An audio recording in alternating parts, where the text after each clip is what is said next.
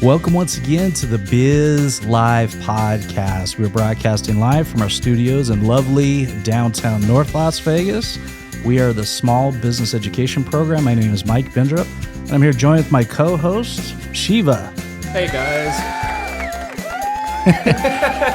Shiva's always got a lot of energy. That's good. Yeah. That's good.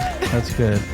And today we're joined with our guest, Austin, who's here today, and you've traveled pretty far. I did, all the way from Reno. All the way from Reno. It's good. And you didn't bring any snow with you, so that's even better, you know? Depends who's asking. Well, welcome. Why don't you tell us kind of your background story? What's your origin story? Yeah, so I graduated from the University of Nevada, Reno in 2018. After that, I moved abroad for 4 years. I lived in China, then did some traveling in Thailand and Malaysia. Wow. And then ended back up in Reno. So How'd you like China? I loved it. It was so good. much fun. I had the opportunity to travel to around 40-something cities. Oh my gosh. I taught English for a little while. I ran a school, and then I made something for rock climbing and sold it all over China. Oh, that's great. Yeah. My daughter did that. She was in Guangzhou. Yeah, that's what it was. Yeah, she loved it. Yeah, they treated her really well too. Oh yeah. It was an incredible experience. You meet some really amazing people, and you have some wild experiences. What was your favorite place to go to out of those ones? Probably, honestly, the Great Wall. Just Great Wall. Like the first time I went on the Great Wall, you get up on top and you just look out, and all you see is the Great Wall just kind of going up and over the rolling hills, and it's incredible. It'll take your breath away. It's one of the few things they can see from space. Yeah. So I've heard. I've never actually been in space to see myself. That's what the astronauts tell us, right? I guess so. So yeah, we won't talk about flat earthers. Well, that doesn't exist. Yeah. So tell us about your startup. Yeah. So me and my co-founder, we make a mobile operating system designed for communication and utility purposes only. So no social media, no multimedia, no browser, no games. It gives you enough functionality to interact in a technological world, but not too much where it pulls you away from it as well. Gotcha. Now, Shiva told me about this originally, and I said, why would anybody want that? Like, I like being distracted on my phone. Yeah. And he said, you just wait. We'll talk about it. All right, so how did this come to be? How did you guys figure this out? Yeah, so it was actually while we were both in Asia, we saw how useful the phone was. Everything from scanning QR codes for mobile payments, booking taxis, buying groceries, like everything's done on the device. There's so much utility in Asia. But that same device carries so much distraction as well. And for us, being in a beautiful new culture, we wanted to be able to engage in it and live in it and not get pulled away from it, which we found was happening. You'd sit in a taxi riding, and you'd just be scrolling on social media, and you're like, I'm in this incredible city driving around, and I'm not looking. I'm not even looking at it. Yeah. And we were writing this fine line because if I had an emergency, friends and family knew to contact me like on Instagram or Facebook. So on one side, I want to delete Instagram from my phone. On the other side, I don't want to, because if something happens, I want somebody to be able to get a hold of me right away. Yeah. So there's like, all right, well, I still have social media for now. And then the idea kind of came up again after COVID happened, and we're like, all right, well, same thing's still happening. We still want to delete social media. We're on phones way too much. If we wanted to design our own phone, what would it look like? And we found it only had really communication and utility features in it, and that was it. So you can talk and you can basically text. Yeah. So we call it the 5 M's. We have messaging, money, maps, life management, and music. And life management being like notes apps, calendars, stuff that helps you for day-to-day life, and not much more. Okay. So that fine line of functionality to where I can still go to that mom and pop shop, scan a QR code, be able to see the menu, but I'm still not going to get caught on social media. Interesting. I'm not convinced yet. I'm really going. I'm going like. That's fair enough. These are near and dear to our hearts now, you know, and it's like I can hear people out there going, I don't want to break my streaks, right? Yeah. Shiva doesn't want to break his streaks. I can true. see that. This is I can true. see the look This in is his true. eye. Yeah. He's quivering a little bit. Yes. But there is a lot of distraction on the phone, and I mean, yeah, you're right. During COVID, we watched so much Netflix during COVID that you remember people are like, "Have you streamed this entire show?" Yeah. And we were watching entire shows all at once. It was the craziest thing. I did that in a day. Like, come on. Yeah, we were like, nothing more to do. We're up all hours of the night and day just watching TV and talking and whatever. So yeah. I think for us, and me especially, I really COVID was a terrible thing that happened, and actually living in Asia at the time it happened, it was difficult. So You were in China during COVID? I was in China during the beginning of That's COVID. rough. Was your family like, get out of there, you're dead, you're Yeah, it was dying? Nobody really knew like to the extent of what was going on. We didn't even know what was going on. He's like, we're shipping it out of China. He said, by the day, I've seen the crates of COVID. We're just shipping COVID. It was crazy. And then we didn't know how long the country was going to be closed, so we ended up going to Thailand. We were there for a month, and they're like, all right, well, do we leave the country and then go back in, just renewing the visa, or do we go to another country? Oh, yeah. We ended up going to Malaysia, and at the time, Malaysia was more strict with COVID than China was. Wow. Like, we got to our hotel, then the first week was wide open in Malaysia, and the second week, everything was super locked down. They only wanted one person to leave our hotel during the week. You could go to the store, only a certain amount of people in the store, masked on. One person a week? Or one person Per per apartment at a time. Oh. Would they like bring breakfast? I've seen like other places around the world that like if you're in a hotel, they would bring like breakfast up and like specific grocery items. So you don't have to go out. I Did actually they do that? I had that. Not in Malaysia. It wasn't that serious. You stay at some nice hotels, Shiva. So.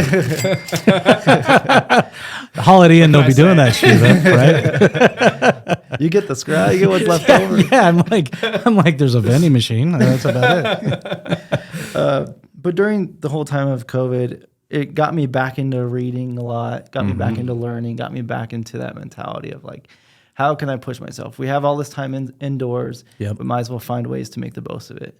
And me and my co-founder, we're just tinkerers and like to create. And we thought of an idea for a watch. We thought about the phone a bit more.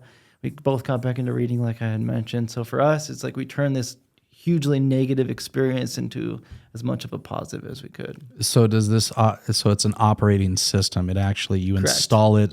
So you break your iPhone Yeah. essentially, or your Android phone, which they don't like you installing an operating system over the top, right? Correct. So right now we're built on refurbished devices, and that's one for sustainability and two for cost and quickness into market. Okay.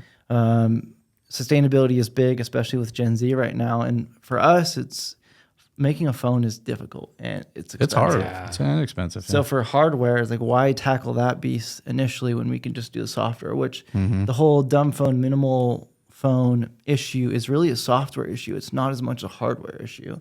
So if we focus on the software for now, eventually we can deal with the hardware. Whether that's with technology changing, it could be a watch, it could be smart glasses. Right now, it's still a smartphone or a phone. So finding a way to solve our problem no matter what device we can use. Have you run into any regulatory issues because you're essentially becoming a communications company? Yes and no. I mean, there's stuff that pops up all the time. We're always running questions left and right. So it's like we just learn more as we go along. So yes, stuff does come up. pop up, and you're It does. And so we're like, how can we get around it? Or not even around it, but what can we do to mitigate the risk as much as possible? What's the craziest thing you came across like that you didn't even know, like regulation wise, or maybe not regulation? I think with phones in general, it's like finding out that some devices can only be used in certain countries depending on what bans are made on the device. There's been. Yeah. I had no idea. The more you learn about this, you're like, oh, this is Some of this the is thing. really, I used to live I've lived all over the world, and in Europe, we have different regions, right? And a lot of this stuff was set up years and years ago by treaties and things like that. So case in point is like CDs or DVDs. They're coded to a region and they're hardwired into the the hardware or the firmware for like a DVD, imagine a CD drive or a DVD drive in a laptop. You can switch it like 5 times and then it locks in whatever region you happen to be in. And so when you'd buy like movies as a DVD, it would say it's region 5 or region 8 or region 1 or whatever. And if you can't switch it, I was like, I had no idea we even had this, You're right? stuck. And then all of a sudden you can lock your laptop into a Europe. Now you got to buy, you can't stick a US DVD in. I'm like, who made these rules, right? But you're challenging a lot of that. Yeah. Yeah. I mean, it's just one, not being technical, learning about technology. I mean, I know more about cell phones than I ever thought I would. Oh, I bet. So I bet. just learning as we go along and finding out about regulations and rules that are put on. It's like, all right, well, what can we do to, one, mitigate the risk, and two, keep working through this and still solving our problems while staying true to our end users, which is for us one of the most prevalent things. Well, and I remember I was living in France in 2006. Okay, so this is pre-iPhone days. We didn't have the iPhone. We didn't even have YouTube wasn't even out yet. Okay, right? So entertainment was really limited. I'll say that. Hence the DVDs, right? So I remember going to the grocery store and we still had flip phones, and people would wave their flip phones at the register, and it was doing online payments. Really? And I was like, and every card had a chip in it back then. European cards all had chips. We didn't have any chips in America for anything. And it was like, I said, what are they doing? Oh, they're paying for it. You can pay on your flip phone? Yeah. Oh, yeah. People are paying on their flip phones back then. So other countries have used cell phone. Keep in mind, other countries don't have the computer infrastructure typically that we have. So cell phones are their device of choice, right? Yeah. And China's got to be the same thing. Yeah.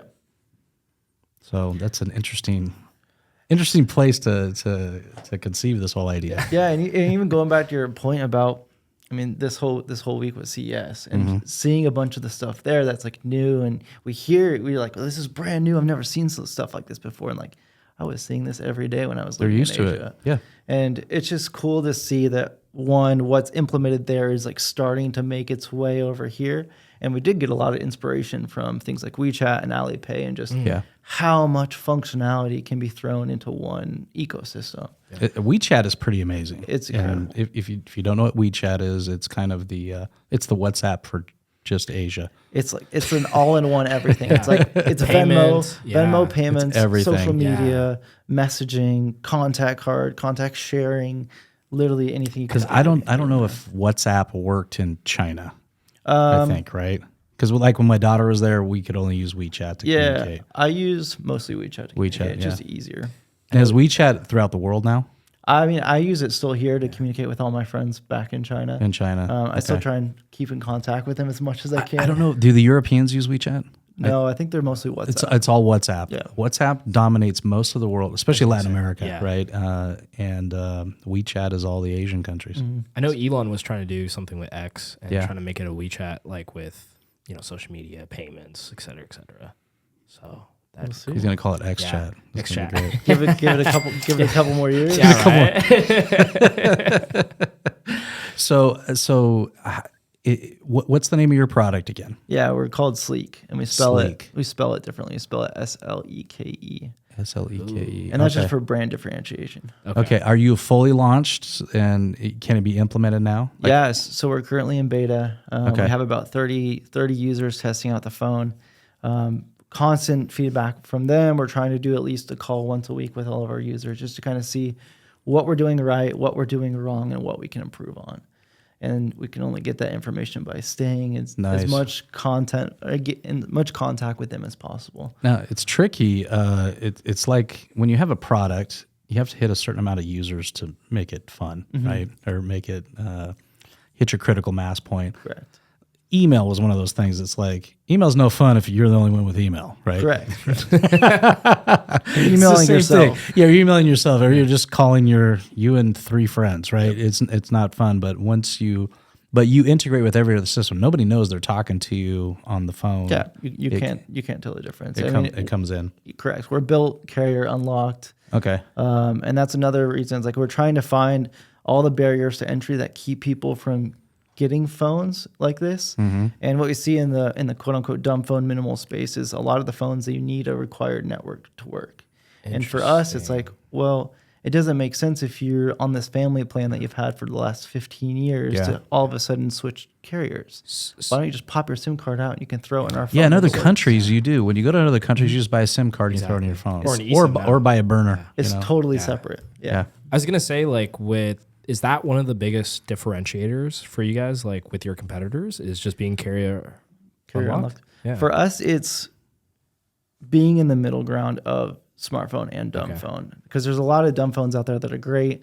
Light phone is absolutely incredible. It's a small e-ink screen, but it's basically only calling, messaging, Yahoo level maps, and music where you still have to upload it. And for some people that's practical, but what we're finding is there's a lot of people where that's not practical for anymore. Yeah. They want like good reliable maps. They want to have mobile payments. They need QR code scanning capabilities. Well, especially if you're taking a lot of mobile payments, it's kind of nice not to have everything in one, like on your iPhone. Correct. If to have a dedicated line to my business that I'm taking, like if I have an e-commerce store or something, I'd like to monitor have that. it separate. Yeah. I was gonna say, we keep talking about users. What's your guys' like ideal demographic or audience? We've gotten a lot of interest from parents, from older adults, from companies. Right now, we're just mainly for 25 to 35-year-old young professionals, and that's because they want a distraction-free environment. A lot of them have families now that they want to be plugged in with, but they still need calling, messaging to get work emails, two-factor authentication, and some other apps for work itself. So they can't flip or switch to a full-fledged dumb phone because they need that stuff for work. So they want a little bit of both sides, and what we offer helps accommodate that. This might potentially have application for the like older people who are, it's like my dad before he passed away. We got him an iPad. He had never used email his whole life. Right? He was 90 something, right? And we got him this iPad, and it was like, wow, he could actually use an iPad, which was kind of amazing. But he had no idea how to even like do anything else. Like he couldn't send an email. He had never sent a text message until he got the iPad. And then he was like, oh, I can message people. Okay. And it was pretty intuitive. I could see a market for you guys with the elderly, they're in nursing homes or whatever. And it's like, hey, you don't have to have an iPhone. You can have one of these devices, right? Yeah. And I think for us, it's making it super simple and self-explanatory. Our user design mentor was super happy when we gave him the updated version, and he's like, you don't need to explain to me how to use this. I know exactly how to use it. Like, that is a win. We got it. And it took a long time to get there, and we're still, like I said, building upon it based on feedback from our users. But we're just trying to find out what's the next logical step of creating that base foundation. So before we get out to kids and older adults, we're really trying to make sure everything's shored up, make sure stuff's safe, that there's no backdoors to a browser or anything that could be a breach in privacy or security, because for us that's super important. Yeah. We don't have a direct browser on our phone. We have skilled QR code scanning capability, and it'll take you to a browser on the back end, but there's no URL bar to navigate away from that. Interesting. That is interesting. That's unique. I was just thinking, how does that work? So you can QR code it. So you scan the QR code. It takes you to a picture of it'll what take it is? you to, we're testing a couple different models right now. We're having a little bit of difficulty with our browser. But it'll either take you to the web view of the website without the URL bar, so you can't navigate away. You can't navigate away. Okay. Or we're and it's still functional. Still functional. Interesting. But still, I like that. Yeah. Or we're testing out a customized browser with no URL bar. And both of these will go through custom link filtering. So it still filters out social media websites, multimedia websites, adult websites. This would be great for kids. Yeah. I was gonna say, you can do this to a 9-year-old and not have any of the safety issues you're concerned about. Correct. Especially when most kids want smartphones, or they want to be seen with smartphones, and Spot on. But why do they want the smartphones? They want because of the cloud. They want WhatsApp. They want the cloud. They want Instagram, Snapchat. TikTok. You got to go do research. I always love doing research on phones. I love like watching people use their phones. Have you ever done that? Just sit there and watch somebody? Well, yeah. I mean, what do you do when you're at the airport? You're sitting there and you're watching You're watching this kid on their phone, and you're watching how are they How are they interacting? I used to be an interface designer, and that was we designed stuff, and then we put people in a room to use it. Yep. And we're tracking where their eyes are looking. Correct, You can tell where they're at on the screen, and like the whole design team is in the next room, and we're watching, and it's like, okay, click here. They're supposed to. And then they're talking through. I don't know where I'm supposed to click. I'm like, fail. We don't want that. For like, I thought that was apparent, right? No. And so that's always a thing when you're doing interface design. It's fun to see. Yeah, we went through a lot of renditions of what we wanted. I mean, it started off with a index card drawing, but it's like we kept looking into how people have their home screen set up, what they want in their home screen, and that's just one screen, not even the rest of the phone. Exactly. So it's fascinating watching how people do that. It is. Because if you pick up any of our phones, we have the same stuff on there. It's just in different spots, different locations. Correct. You know, Mine's a little messy. don't even look at my laptop. Everybody always, My laptop's way too messy. my desktop is always full of files, completely full of files, and the IT guys would usually come in and go, "Oh, that kills me." And I'd always say, "Wait, isn't the desktop a file folder?" And they go, Sure. "Yeah, but it's a visible file folder. It's not an invisible one, right?" True. And they would always go, "Yeah, Mike, that is true. So what's the problem?" Yeah, I just visually can see it. It's like I've got it open and I can see everything in there. that's a good way to do it. Right? Yeah. That's a really good. I love proving the IT guys wrong. I'm like expand your horizons just a little bit, guys. Just a little bit. Yeah, just makes it easier to explore when you have everything right in front of you. Where do you want to see the company go? Where do you want to see this product go? Yeah, I mean, we just want to give people who want a chance to disconnect and really still engage with the world around them, but they don't have constant notifications going off or constant connection to their phone. We want people to still survive in daily life without that chance of being distracted, and just balance the middle ground. Because we have, I mean, some of our users they bought 4, 5, 6 phones this year, trying to solve a problem. And it's a little bit different for everybody. So for us to provide something where it's a solution, great. And we have people switching from smartphones. We have people switching from no phone. We have people switching from dumb phones. We have people coming in from all different areas. Are there still dumb phones? Yeah, people are switching to flip phones. Okay. And a lot of people are actually switching back to flip phones. I just gave away a white elephant gift. I had an old burner phone. It was like a pay-as-you-go one. It was still. I bought it. It was still in the package. I was going to use it for online dating, but I never did. So it was like, I figured there's other ways to do that, right? There And you go. so some people don't want to give their number out, or they want to have a separate number for Yeah. a business they're doing or something of that nature. So yeah, there's tons of different use cases, and what we're finding is it's really different for everybody, but just being the general middle ground to help everybody it's a really cool feeling when you have people who have, like I said, different problems, and this is something that helps them with it. Help solve all those different. Yeah, because there's got to be a bunch of different users in your user base. Oh yeah, we get information from vastly different people, and it's really cool to hear the whole gamut of stuff. Well, I was gonna say, because we were talking earlier in the week, is there an enterprise play to this whole concept? Yeah, we actually just got our first rough business deal right now. We're still in beta with them as well. Okay. And it's companies that want lockdown devices, but they still want some sort of workflow where you use a smartphone. It could be scanning different steps of the process. Amazon now, when they drop a package off, they take a picture. So it's like they do like 3 things, and that's all they need them. They don't want them on Facebook. Correct. But you want still calling capability. You want messaging capability. You want that workflow. Hey, cops, this could be a great. Yeah. You don't want the cops on Facebook either. It's like, hey, we're just trying to find out what works in the enterprise place. So there is one, but our bread and butter is definitely the consumer because. I mean, that's why we wanted it for us, and this is why we're making it for us. So. It reminded me of, I don't know if you guys probably aren't old enough. We used to have this phone system called Nextel. Yeah. Do you remember Nextel? I don't know, you're too young. I'm too young. So anyway, Nextel was like a walkie-talkie and a phone built into one. Yep. And it went huge in the construction industry. Like overnight, like everybody had one. I could see something like this be doing something similar. So Yeah, one of our mentors is actually from the original. From Nextel. Nextel. And he was giving us good information because he was telling us when they went to put email on the phone, everyone's like, there's no way this is going to work. Yeah. And it was all a behavior change in how do you educate people on such a big behavior change to make it plausible and feasible for people.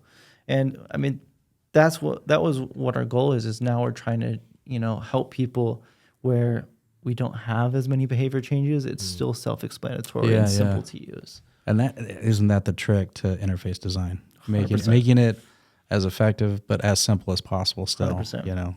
When they use it right, you're super happy. That's true. That's true. I was gonna say one question I had was with children, that do want to get one of your guys' phones. Are there still parental controls, or do you not see a need for that anymore since it's so bare bones? Yeah, good question. Out of the box, what we're seeing with a lot of the parental control phones or apps is they're very labor intensive for the parents.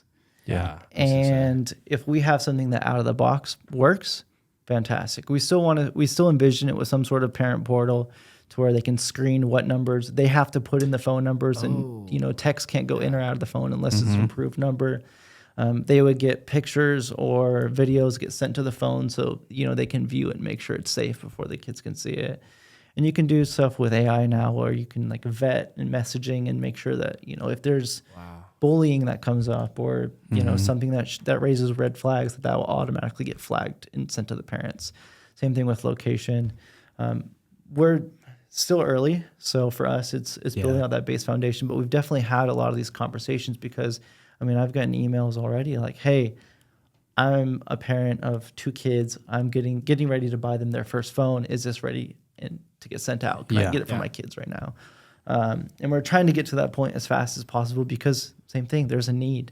And parents are really desperate for something like where they can still give their kids a quote unquote smartphone or a minimal phone, but they still feel comfortable doing that. Yeah. And that they don't need to be super technical savvy to be able to implement that. Mm-hmm. Yeah, Did your parents do spot checks on your phone? No. They never looked at your phone? No. Seriously, I used to look at my kids' phones. We'd be anything. It was, give me your phone. It was random checks. It was like you're in prison. We're tossing your cell. Give me the damn phone. We take the phone. Who's Jerry? Well, he's that kid. Well, I don't know. I've heard of no texting after 8:30 at night. Wow. There's parental controls that can be physically put on, but those are some good rules. Like honestly, for me, when I do have kids, I feel like I would be very strict about what they're gonna do. And honestly, I might even just get them a phone like what Austin's company is doing, because I swore we'd never get my kids a phone, right? Yeah. And then it was like, then we have school shootings, we have all sorts of stuff like this, and then you're like, yeah, for my convenience, I want to make sure they're safe, and you want to make sure you can find them at any time. And then it's like, then I'm buying an 11-year-old a phone, right? All of a sudden, and it's scary. It is, and that's one thing where we're getting a lot of income or input from is like parents who want to get their kids a phone.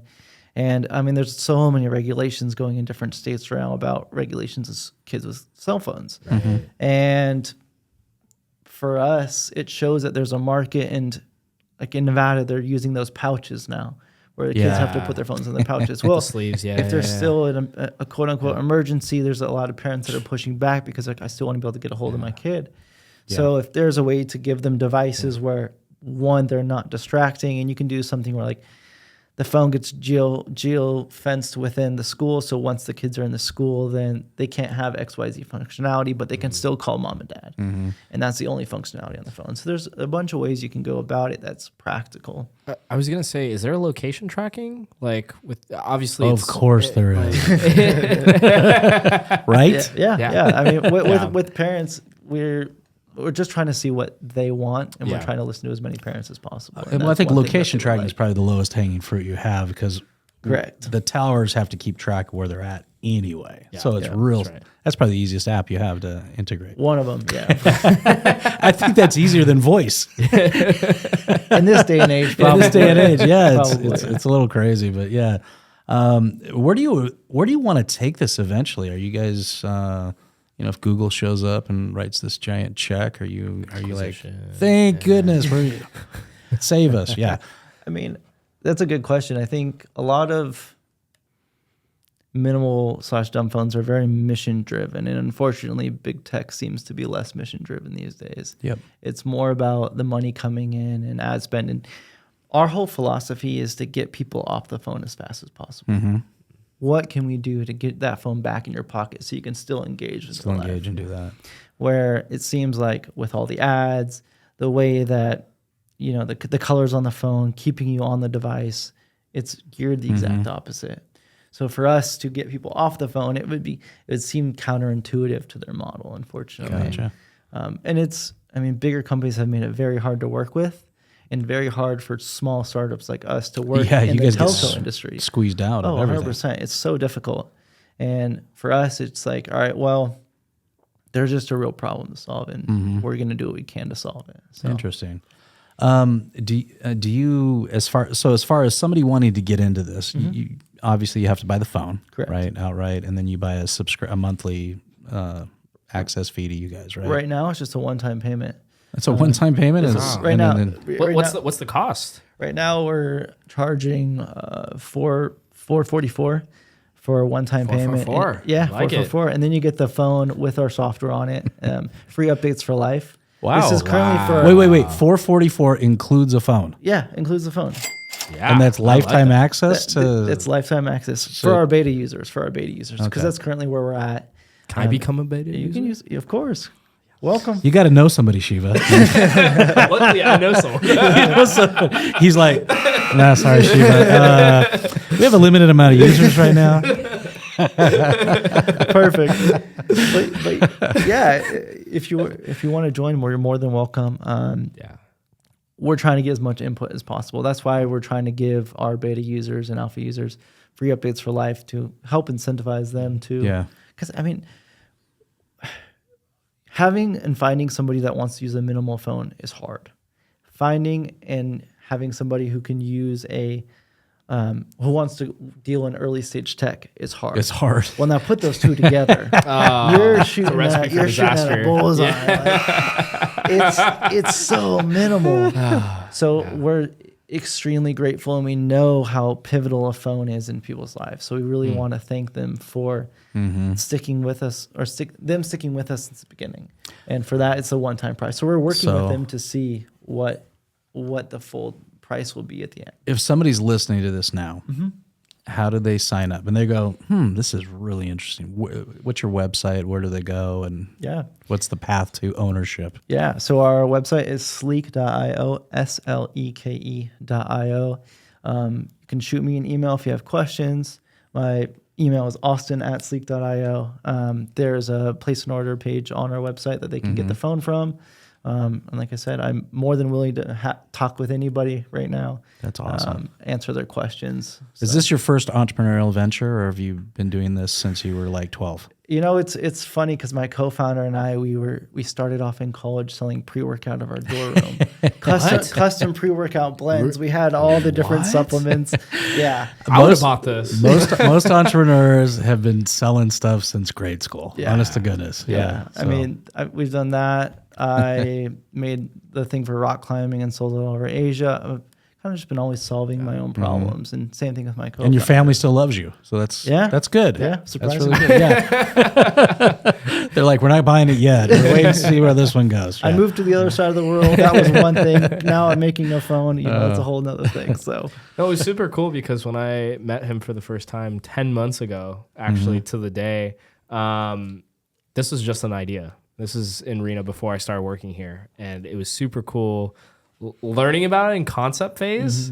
And then now when I saw him coincidentally at a Start Vegas event at CES, I was like, oh my God, do you have a demo? So Shiva does know people. Yeah. Supposedly. Good job, Shiva. This is good. He's done well. He's leveling up. I was going to say, one of the things I was super impressed by was that you mentioned that you didn't really take any investments. It's been mainly bootstrap. What's one of the biggest lessons you learned from that experience? And if we have someone in the audience that's listening that is motivated for getting investments, but maybe if you could unmotivate them, like, hey, actually, if you bootstrapped it, you're going to be better off, in the long run of things. Yeah, I think one, it depends on what you're doing. Not saying bootstrapped is right for everybody. Not saying venture capital is right for everyone. Not saying angel investment is right for everybody. Like, it really depends on where you at, who you know, and how things are moving. Yeah. For us, bootstrapping kind of gave us a little bit extra control without getting outside insight to change our morals and our mission. For us, we're very strict on our mission and vision, and we want people that directly align with that to work with. So that's a big thing. Another one is just, for us, bootstrapping, it helps us stay scrappy and realize, all right, if we're putting our one foot in front of the other, what's that next step? Yeah. Because if you have all this money coming, once you start spending money everywhere, and then all these companies run out of money so fast. Well, and then I've literally sat down with companies here and some of the startup arenas that we have, and they don't even have a revenue model, and they're not working on it. And I'm like, guys, I guess it's okay. We have backers, so we don't have to worry about this stuff. And it's like, yeah, eventually you will have to worry about this. So, you got to. I feel like that's the overall theme in Silicon Valley is like no revenue model. No revenue model.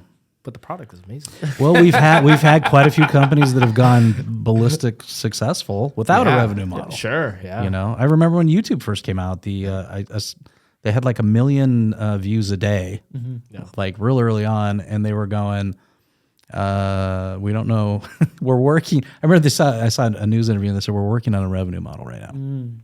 And then Google bought them for like $2 billion. So it's like, that's okay for the revenue model. It is. They figured it out. And I mean, that's one method to go. But if you're bootstrapping, it's a whole different thing. And, in grad school, we learned, in business school, it's, debt financing is always cheaper than equity financing, right? Correct. Because you've capped the upper end of what it'll cost. Equity, you just don't know down the road. And bootstrapping allows you guys to keep it all in-house and move ahead. Could you define bootstrapping for the audience in case they don't know what bootstrapping is? Yeah, so bootstrapping is just basically your self-funding your endeavor. For us, it looks like taking side jobs. It's, using some savings that we have, friends and family. It's just little bits of money that are coming in, and a lot of help from friends and family. Yeah. Do you know where it comes? Know where the saying comes from, Shiva? No. Okay. Do you know where the saying? I actually don't know. You guys are young. Let me see this beard and this gray. The gray. Okay. Yeah. So they used to have a saying that says, "Pull yourselves up by your own bootstraps." On a pair of boots. Yeah. There's a little tag in the back that you put your hand in. That's bootstrapping, when you pull your own boot on. Oh. And so it's pull yourself up by your own bootstraps, so do it yourself. Okay. I like that. That's where it comes from. Makes sense. Now I So know. any old trivia, just I got you. I got you. I'm bringing you to the next trivia night. Yeah, there you go. Oh, I kill it in trivia. Yeah. Don't even get me on Jeopardy. I already know. It's like Wheel of Fortune I suck at, but Jeopardy I'm pretty good at. Yeah. There you go. I guess one of my final questions I want to ask was a lot of startups. Personally, I've worked at startups. I had my own startup.